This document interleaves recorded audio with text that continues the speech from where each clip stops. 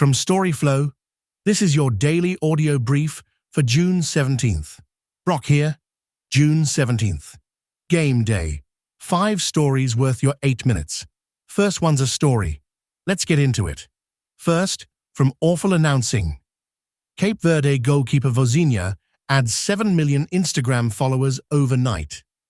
If you ever questioned the power and popularity of soccer as the world's game, the story of Cape Verde goalkeeper Vozinha should put all doubts to rest.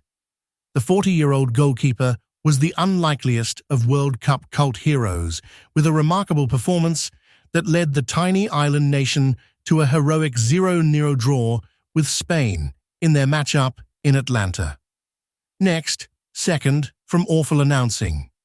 U.S. Ryder Cup team hires golf media's Justin Ray to lead analytics department. Jim Furyk found his new analytics team, and it includes one of golf media's most recognizable stats voices. The U.S. Ryder Cup team has hired Justin Ray and Hunter Stewart to lead its data analytics operation ahead of the 2027 matches at Adair Manor, according to Golfweek, replacing Scouts Consulting Group, which had supported U.S. teams across international competitions since 2016. Ray currently writes for The Athletic and serves as head of content for 21st Group, a sports intelligence agency that works with players, broadcasters, manufacturers, and media. Up next. Third, from awful announcing. Mike Brown embarrasses Knicks stars on Tonight Show with "Who Let the Dogs Out" chant.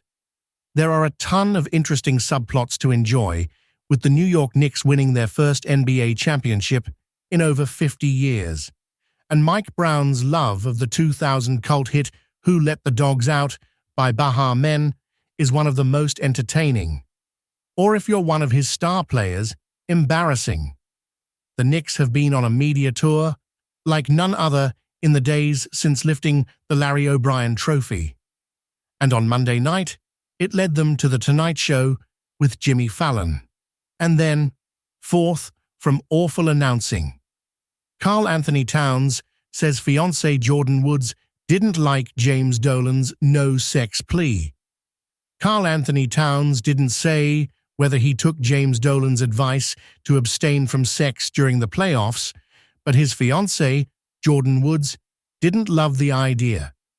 As the Knicks embarked on their quest for a championship before the playoffs began, in April, Dolan gathered the team for an impassioned speech about the importance of making sacrifices for 10 weeks to grab this opportunity in front of them. Now that the Knicks have won their first championship in 53 years, the Roommates Show, hosted by Jalen Brunson and Josh Hart, has released the full 15-minute video of Dolan's speech. Next. Fifth, from awful announcing. Shannon Sharpe suggests Michelle Obama should sue Josh Hokett for defamation. Unsurprisingly, the UFC event at the White House caused a totally unnecessary and disgusting firestorm thanks to controversial comments from fighter Josh Hokett about former First Lady Michelle Obama. In spite of cries from conservatives to keep politics out of sport, there was Dana White and Donald Trump walking side by side out of the Oval Office to a specially made arena on the White House lawn to host a UFC fight card on Paramount Plus that was part sporting event and part political rally. But while it was touted as a pure celebration of Americana, that train was derailed when Hokett spoke to Joe Up Next. Sixth, from awful announcing. ESPN, ABC, secures most watched NBA Finals since 1998 for Knicks win. The New York Knicks' first championship in 53 years provided ESPN the most watched NBA Finals since 1998.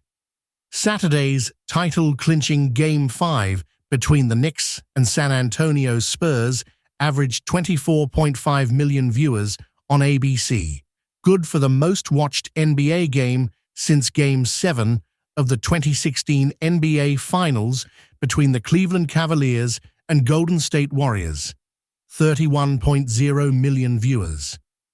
And then, seventh, from awful announcing. Thierry Henry didn't like Landon Donovan calling France arrogant during World Cup opener.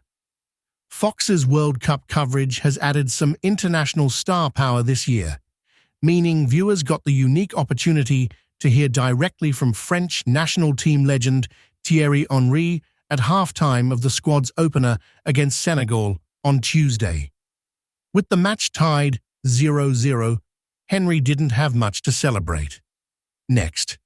8th, from awful announcing. ESPN re-signs veteran investigative reporter Don Van Natter Jr.